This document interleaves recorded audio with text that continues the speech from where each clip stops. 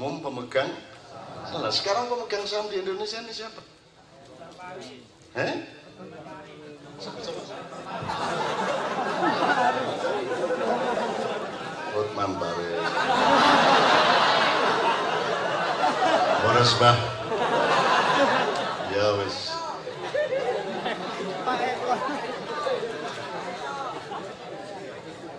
Iku ngomong Hotman Paris itu kan satu bahasa yang halus. Nek kasar kan wis sembuh gak tek-tekan. Ngono ta? Karo pula ngono jare ya. Nek asline ngono iku njeratin.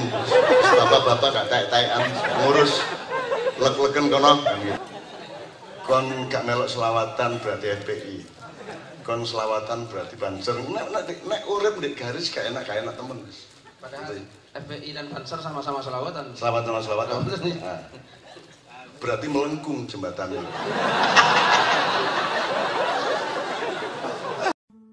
Allahumma sholli ala sayyidina Muhammad.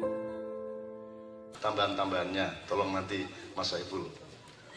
Misalnya zaman dulu, misalnya gini, kalau yang terakhir misalnya dari Sabrang ya ada urusan garis, urusan bidang, urusan bangunan, urusan ruang, kan itu ya. Anda harus sampai ke tingkat cara bersikap sebagai ruang, cara berpikir sebagai ruang, ya, cara berkepribadian sebagai ruang. Meskipun Anda tetap harus punya bangunan, harus tetap berpikir bidang dan garis. Pilpres itu garis apa bidang apa bangunan apa ruang? Garis. Garis itu set ngene iki kene sapa? Jokowi sing kene akon dipandir nek kene iki. Noleh rene dilokno sing kene, noleh rene dikadi paido sing kene. Ngono gak enak urip di garis ini. Gitu Mbak. Kon FPI ta Banser. Kon gak melok selawatan berarti FPI. Kon selawatan berarti Banser. Nek urip di garis gak enak temen. Padahal FPI dan Banser sama-sama selawatan. Selawatan. Nah, berarti melengkung jembatannya.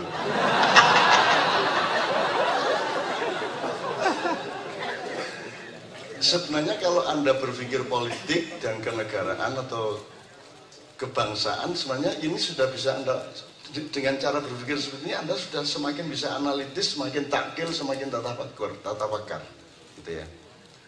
Loh, sebelumnya kan kita sudah ngomong ada, kalau kata Sabrang ada finite game, ada infinite game, ada sprint, ada maraton, ada battle, ada war, ada jangka pendek, ada jangka panjang. Ada urusan yang ada endingnya dan ada urusan yang tidak ada endingnya. Contohnya sangat jelas, jomblo pasti ada akhirnya. Kecuali hobi ini nguyah-nguyuh tok ae. Terus lentak-selentik. Angger esuk ndodok disuntik sabar yo le. Terus ndangak, nggih Mas.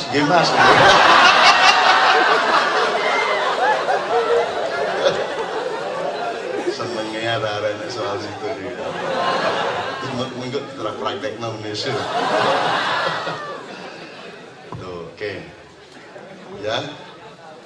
Pilpres garis. Kalau kita berpikir bidang, loh sebenarnya apakah dua orang calon itu adalah putra terbaik Republik ini? Nah, kalau kita berpikir bidang ternyata banyak. Bahkan mungkin bukan putra terbaik. Contoh dari dua orang yang sangat bernafsu, sementara lainnya tidak bernafsu, bisa juga. Cakarmu, ini jangan nesu-nesuan. Setiap orang berhak untuk menganalisis.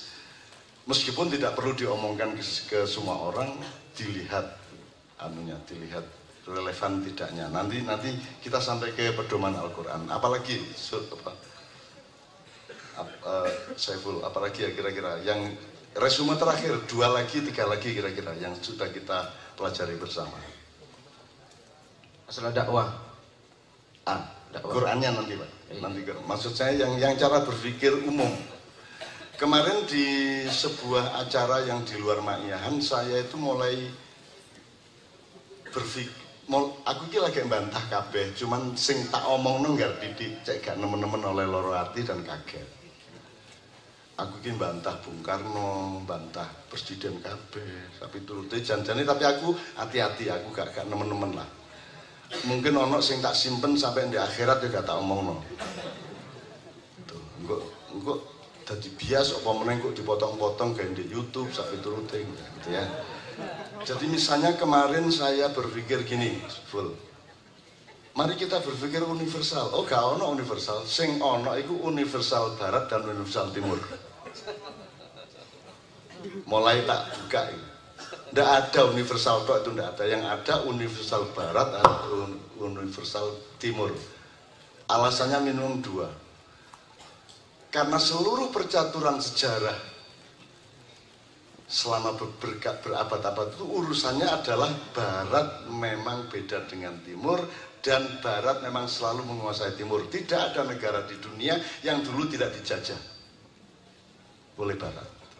Terus kon ngomong Cina, kon ngomong Myanmar, kon ngomong Bombay atau sekarang Mumbai, kita ngomong itu semua dulu adalah memang dijajah oleh barat. Mergo ancene makhluk barat iki beda karo makhluk timur. Barat itu lebih maskulin, kalau timur lebih feminin. Kalau barat itu tulang belulang, kalau timur itu daging dan cairan. Luwih lembut, luwih nerimo kan gitu kan. Kalau barat memang ofensif, agresif gitu ya. Dan seterusnya. Saya gak ono universalnya barat yang ono iko. Makanya saya sampai hari ini tidak kompatibel dengan dunia barat. Karena saya sangat timur. Orang timur tanah air disebut Ibu Pertiwi. Karena aspirasi mindsetnya adalah feminin. Ibu kota, Ibu Pertiwi. Ya toh?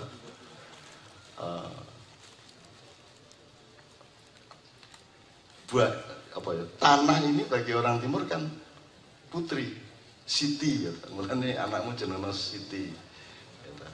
Artinya tanah dan seterusnya. Umul Qura. Umul Qura ya. Oke, ini contoh aja tapi tidak saya jelaskan sekarang. Ini banyak sekali semuanya. Urusan nanti kalau sudah sampai ke masalah pragmatis, saya juga ikut pusing karena Anda bisa jawab Indonesia itu tak terus no. Kon saiki tak takoni.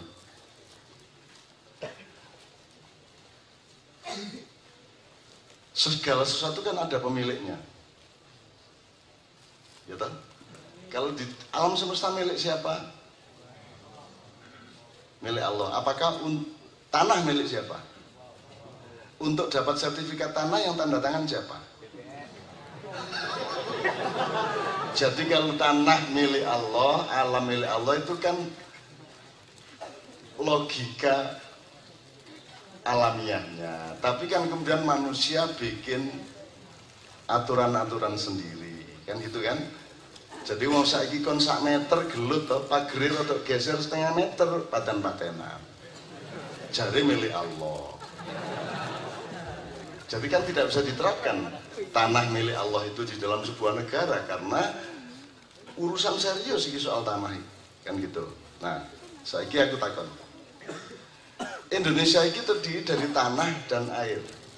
Ini bukan ceramah loh, ini takon dan mengganggu awakmu loh.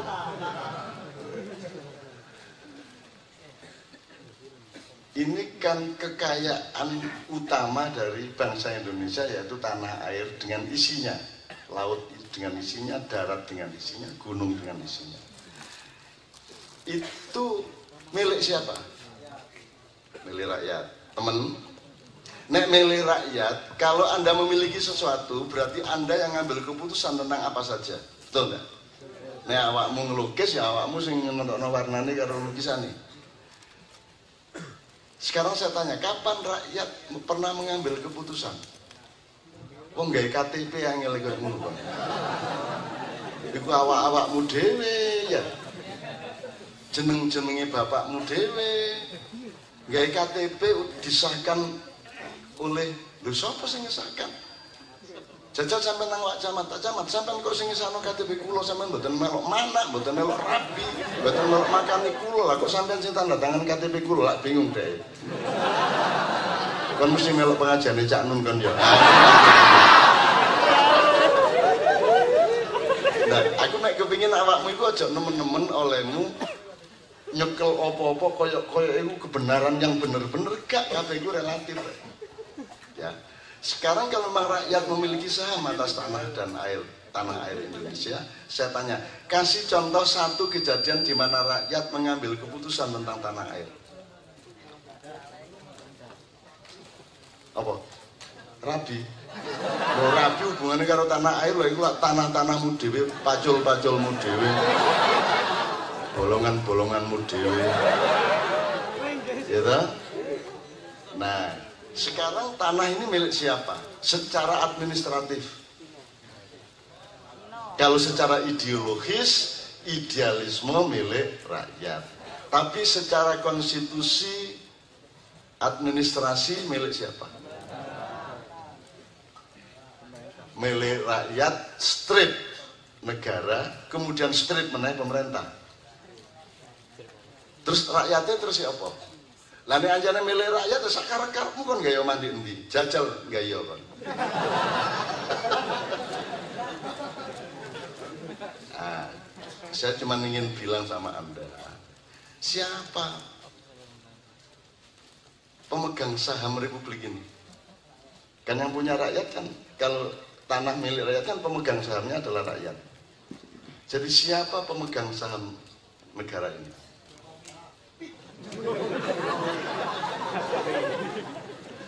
Siapa? Kon takono presiden, takono DPR, takono ahli hukum di Indonesia, jajal iso jawab gak? Loh, lah nek gak jelas pemilik sahamnya nek ngono sapa sing nentokno? Kan yang menentukan di perusahaan atau satu institusi atau satu organisasi yang punya hak menentukan ABC-nya sesuatu hal itu adalah RUPS, Rapat Umum Pemegang Saham. Sekarang pemegang saham di Indonesia ini siapa?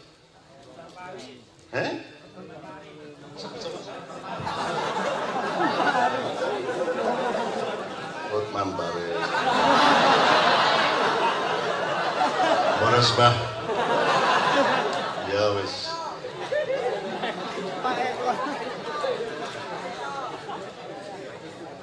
Iku ngomong Hotman Paris itu kan satu bahasa yang halus. Nek kasar kan wis sembuh gak tek-tekan. Ngono ta? Karep lah ngono jarene. Nek asline ngono iku njeratin.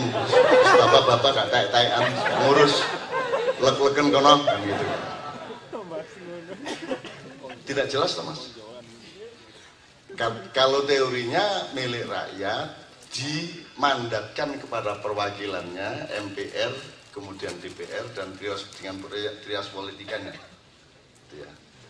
Kalau MPR di atas trias politika loh, kalau yang trias politik yang DPR-nya, legislatifnya sama yang yudikatif dan eksekutifnya. Tapi kalau MPR itu kan perwakilan dari seluruh rakyat yang tidak pakai pemilu, tapi berdasarkan fakta sejarah.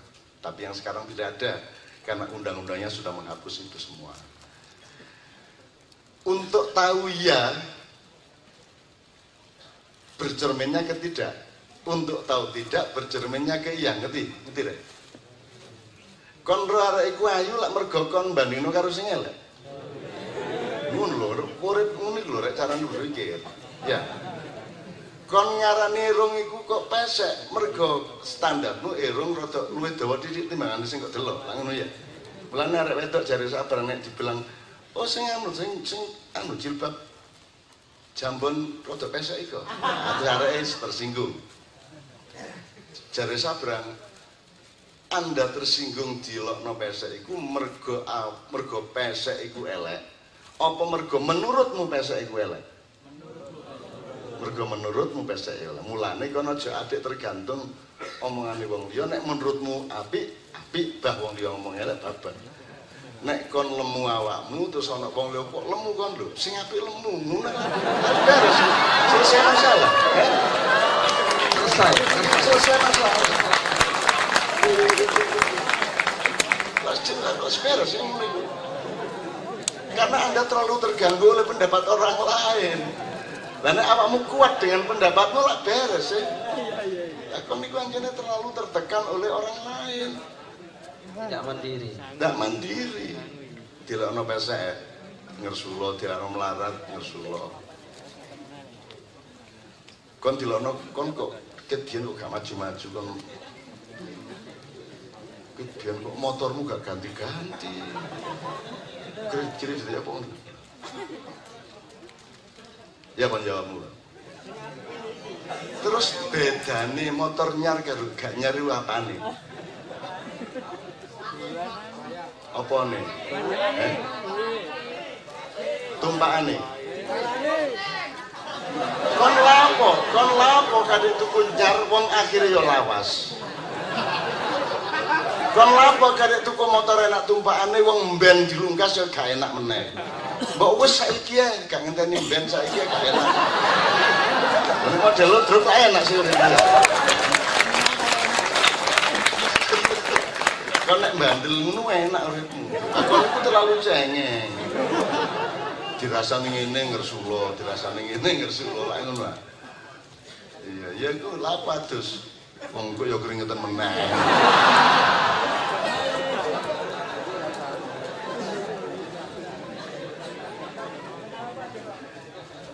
Tapi mending bandel loh dimana cengeng loh ya. Kan mending bandel masih rada gak masuk akal wis babar. Nek ana wong sugih takonono, misale ana sapa konglomerat di Surabaya duwike upamane 5 triliun tak oke 1 triliun wis. 1 triliun di bank. Terus dhek duwe omah pira, duwe toko, duwe mall, duwe apa ngono ya upamane ya. Takonono paranono, Pak. Duit sampean lah akeh. Niku carane nikmati ya napa niku? Pemangan sampean nggih mek kaya ngoten niku. Klambi sampean nggih mek situ sing sampean dawe. Sampean turune iku lak ya mek sak dipan to. Mas yo sampean iso tuku 100 ranjang, tapi lak turune mek sak ranjang. Dadi ya napa carane sampean menikmati? Cara menikmati duit sak niku lho ya apa? Kok emut? Ya apa carane menikmati lho, mangan ya mek ngono iku tok. Ya toh? Bojomu ayu gawe apa wong kok enak gak enak duduk ndek raine kok. Ya tak ya.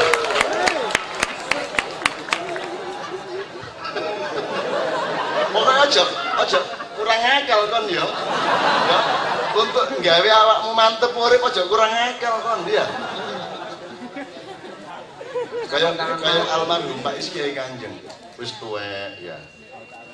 Terus dianggap wah iki sing paling tuwek ndek Kiai Kanjeng. Kon kepethuk Pak Is tak kepethuk. Oh, tapi gak ono saiki ya. Pak Is jawab ngene. Nyun sewu, Cak. Mriki buta, Cak. Tapi mriki Arjuna. Mantep deh. Ngerti lha apa? Kon dhewe gak mantep kok ngongkon wong liya ngarani apik. Ya, kon dhewe sing mantep bah. Ngarani opo ngarani bapak sing penting aku mantep lah ngono. Iki lho wong saiki mulai gak mantep lho. Gak duwe dhuwit minder, gak duwe mobil minder, gak sugih minder, duduk pegawai negeri minder. Model blontang po kon, model Kartolo ngono. Iya. Becak dinyek karo sing naksi. Kon ki biyen becak ayo kok belajar nyetir kon cek sono. Gantiane wis. Lah wis. Kalau tak belajar dulu, saya becak sampai langsung bisa ya gantian. Oh enggak ono lho supir taksi wani becak. Kok sombong karo tukang becak. Lan ya, wong sampean dhewe mboten wani becak ngono lho rek. Nek urip kepethuk bupati, kepethuk gubernur, nek anjene dek ya apa paranono, Pak. Wani sampean urip koyo kula. Cleaning service kula. Dari sudut apapun cleaning service itu luwih mulya di hadapan Allah Subhanahu wa taala. Apa sebabnya, Pak? Cleaning service itu penggaweane ngresiki sing kotor-kotor. Nek pejabat penggaweane ngotori sing resik-resik. Wes ngomong ngono saya gak iso bantah. Tolah-tolah. Tapi aku duwe duit malah gak duwe. Loh. Rasane duit akeh iku pas gak duwe iku lho, Pak. Duit akeh krasa waduh duit akeh iku. Pas gak duwe, nek sampean pas duwe duit akeh gak krasa. Ya tak gak? Sing gawe duit akeh krasa akeh iku mergo kon gak duwe duit. Ya tak gak? Iya. Nek kan duwe duit akeh apa rasane? Mulane kula niku melarat mawon. Cek kula waduh duwe mobil wah trompaan. Kagum to, ngono to. Dadi kita penuh kekaguman, penuh getaran hati. Nah, wes. Ini caranya menghibur anak-anak miskin. Oke, kita teruskan. Sorry, aku menggok-menggok kakian. Oke, sekarang kita belok ke yang itu. Kalau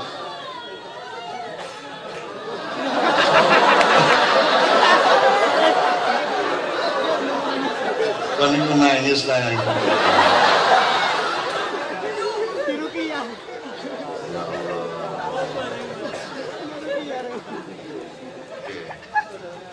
Rasakan nikmatnya sehat itu orang yang sakit. Iya. Tidak ada makanan yang lebih enak melebihi yang dirasakan oleh orang yang lapar. Betul enggak? Wis to masih yo mek tempe rada bosok-bosok rene. Nek kon lesu, enak karo-karo. Dadi sing apik iku melarat ta sugih.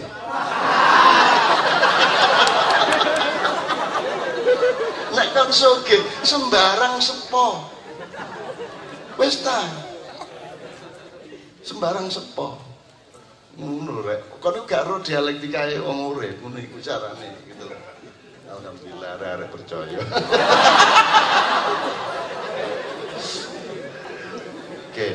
Oke, sekarang soal tadi itu Pak ya. Kita catat dulu kan di Islam ada 4 jalan, sabil, syari, thoriq, sirat. Dulu saya bukan menafsirkan, saya mentadaburi aja. Kalau urusannya dengan orang yang masih jauh itu sabil. Jangan ngomong syariat dulu, jangan ngomong thariqat dulu, apalagi siratal mustaqim.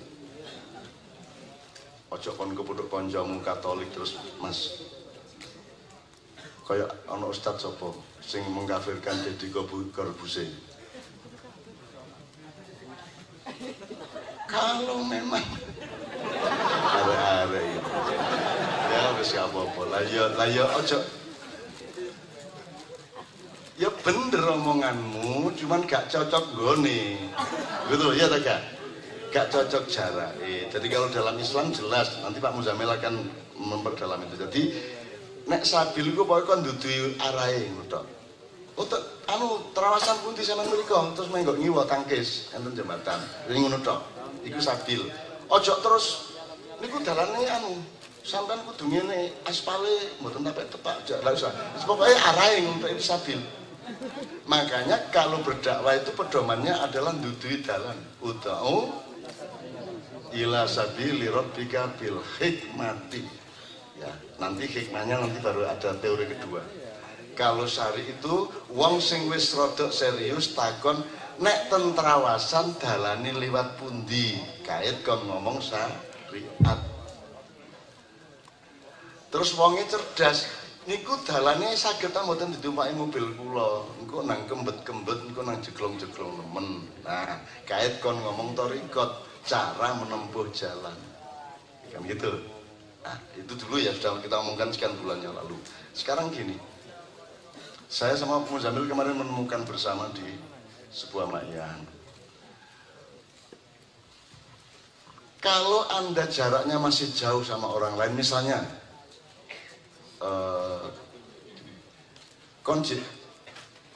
kon wong nyar, kon kos apa beli rumah baru di sebuah kampung, itu kan masih jauh hubunganmu, belum dekat, belum jadi satu lingkungan, kamu belum interaktif gitu ya, baru orang baru. Itu kamu jangan ngomong kebaikan, jangan ngomong kebenaran, tapi harus ngomong kebijaksanaan. Sikapmu bukan tidak mendasari diri pada kebenaran atau kebaikan, tapi kepada kebijaksanaan. Ngerti maksudnya? Jadi masih bener kaya apa aja kok omongno, api kaya ngapa aja kok pamerno. Pokoknya kudu bijaksana sih. Kalau jaraknya masih jauh. Engko nek wis rada awakmu sak kampung wis melok kerja bakti, wis melok jamaah di masjid, wis melok pengajian ya, melok rondo, baru fastabikul khairat, baru temanya kebaikan. Itu pun cek gurung ide loh. Ojo ngomong kebenaran sih. Misalnya ini, ono sing keturun di gerdu pas rondo, gurung tak kenal iki, kadek gurung roh Islam tak duduk. Begitu subuh digugah, Mas, sholat. Lah apik sih karepe, tapi kira-kira tepat apa tidak? Aku tahu, karo Ustadz, salah seorang Ustadz tapi gak dikenal orang lah, seorang Habib di Jakarta, pas buka iku di mall, ono pengumuman, ono tanda sudah buka puasa tiba. Habib ini gak segera takjil ta njupuk apa tandul apa gak, deh tetep ae mlaku. Terus datanglah seseorang, Ustaz, sudah takjil, sudah buka. Habibin jawab, saya bukan orang Islam. Lu anggitmu goblok, tadi gak ero tanah wis maghrib iku. Kok kon ngandani iku gendeng ta kon ngandani Habib iku mang wis buka kan berarti nuduh dhek dublek. Gitu mboten Mas? Mulane kudu kebijaksanaan, nek gurung kenal bijaksana, ojo menunjukkan kebaikan dulu sih. Ku padha karo tung tandung jam 2 bengi mari bersama-sama kita tahajud. Gak kenal wongi, ya tak. Orang yang mengajak kita sholat tahajud adalah orang yang menuduh kita tidak sholat tahajud. Ya tak. Ya tak Mas. Jadi kira-kira ya apa hasilnya? Kini pas mari wudu kata sembahyang. Terus ana ajakan sholat tahajud iku mang terus kepeksa diusapi ngene terus dibuka. Dadak ngejak sholat tahajud. Akhirnya mesut dianjuk kene kate sholat. Malah dikongkon-kongkon. Akhirnya wudu meneh kepeksa dhek ya. Kenapa? Karena kalau Anda belum kenal, ojo sarser po, wong kon gurung roh areke sedang ngopo, iku yo gak ide karo awakmu, gurung karuan apik gawe dheke, mbok ojo adik sarser ngongkon wong sembayang. Wong sembayang yo gak nangkon kok. Sembayang nang Gusti Allah sih. Iku nek Gusti Allah sekali-sekali mudhun ya apa? Kenapa kate ngongkon-ngongkon wong sembayang nang aku? Ono ta wong sembayang nang dapurmu? Ora. Wong-wong lho, usil iki lho ya. Kaya sembahyang nang dheke ngongkon-ngongkon kan sembahyang nang Gusti Allah, syahadat yo nang Gusti Allah. Kate kafir yo ngafiri Gusti Allah. Kate tahajud yo nahajuti Gusti Allah. Lah ngono sih. Lah kok kiwa tengene lho melok ae. Nggih ta mboten. Nah, baru kita boleh ngomong itu tadi nek wis ide kon wis iso guyon karo kancamu, wis ide sebagai dulur, ide sebagai sahabat, baru iso. Ngono ya. Nah, itu salah satunya. Maka ini nanti terkait sama yang juga sudah kita omongkan An-Nas itu. Ya, Rabbun, Malikun dan Ilahun. Ya, sudah diingat-ingat ya. Oke. Nah, teman-teman sekalian dari situ Pak Muzamil sudah saya potong aja. Dari situ saya mohon dengan sangat, saya sama Pak Muzamil jangan nambah apa-apa lagi. Mari kita tadaburi yang sudah ada selama ini, karena kita kan mengharap Pak Muzamil, kalau ada tambahan ilmu dan kawruh baru di Kenduri Cinta Jakarta, sebisa mungkin yang BBW, yang Ambengan, yang Gambang Syafaat, Mojopat Syafaat, Padang Bulan juga menyerap. Kalau ada tambahan di Padang Bulan juga kalau bisa 61 simpul lainnya menyerap. Kan gitu. Jadi kita punya keseimbangan, kita punya apa ya, kesamaan irama untuk menerapkan ilmu. Jadi karena ilmu kita ini sebenarnya adalah mengajak Anda untuk meruang, untuk menjadi ruang. Menjadi ruang itu aja terus dari memedi, ruang tok. Ruang itu kan yang menampung bangunan, yang dalamnya ada bidang, dalamnya ada garis. Setiap Anda harus punya garis yang jelas dalam hidup Anda. Kalau sudah bersuami istri itu garis tak bidang. Keputusan suami istri. Garis, kon karo iku, sak garis seret ngono. Ojo terus kon ruang tok, gak duwe garis, gak duwe bangunan, gak duwe penggawean, gak duwe macam-macam. Ojo nang dindi kon ngomong aku ilmuku ruang lah. Opo kon mek bidang kon iki. Terus kok kon ngelamar bojomu, ini maharnya apa ya, Mas? Ruang, Pak. Ruang dan pemaknaan. Wah. Mbok. Nggak maratuamu blontang pisan. Apa rek? Meneh balenono. Ruang dan pemaknaan. Lambene ku genane sapa? Ya. Nah, oleh karena itu Mas Saiful menurut saya dimoderate saja. Anda sekarang yang share ke kami, Pak Muzamil, biar menjawab berdasarkan frame atau outline yang tadi sudah kita omongkan, untuk kita perdalam dan menjadi empiris karena berangkat dari yang Anda omongkan, Anda alami. Jadi Anda boleh cerita, boleh tanya, boleh nambah bahan, boleh apa saja. Monggo Mas Saiful di moderator aja. Oke, terima kasih. Jadi tadi sempat kita mencatat untuk yang terakhir ini kan minimal atau sedikitnya ada 5 pointers. Pertama, berpikir dan bersikap secara ruang. Kemudian kita juga beberapa padang bulan yang lalu juga sempat berdiskusi dan memaknai tentang hidup itu sprint atau maraton. Itu yang kedua ya. Kemudian yang ketiga, Mas Abrang di Kenduri Cinta juga menyampaikan tentang sesuatu itu juga akan dipengaruhi dan dibentuk oleh cuaca atau iklim. Kemudian kalau kita tidak bisa merubah sesuatu yang di luar, kenapa kita tidak membuat rumah kaca? Jadi lingkar yang saling mengamankan dan menyelamatkan. Itu idiomatiknya sangat bagus, rumah kaca. Kemudian beberapa sinau bareng pada beberapa minggu yang lalu, kita juga sudah belajar tentang kecerdasan kolektif. Jadi ada kecerdasan individual, ada kecerdasan kolektif. Sementara yang diagung-agungkan oleh sebagian banyak orang adalah kecerdasan kolektif. Sebagaimana tadi sempat dan disinggung oleh Mbak Nun, sholat khusyuk itu prestasi.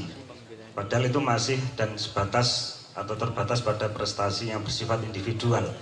Sementara output dari sholat itu sama sekali tidak dijadikan parameter untuk mengukur kecerdasan kolektif. Dan masih banyak lagi, itu yang 5 yang sempat kita catat untuk sesi ini. Dan monggo teman-teman sudah mulai bisa menginventarisir cerita, pengalaman atau banyak hal, bisa bertanya, bisa merespon seperti yang sudah kita singgung di awal tadi, untuk nanti bisa kita diskusikan bersama-sama. Allahumma sholli ala sayyidina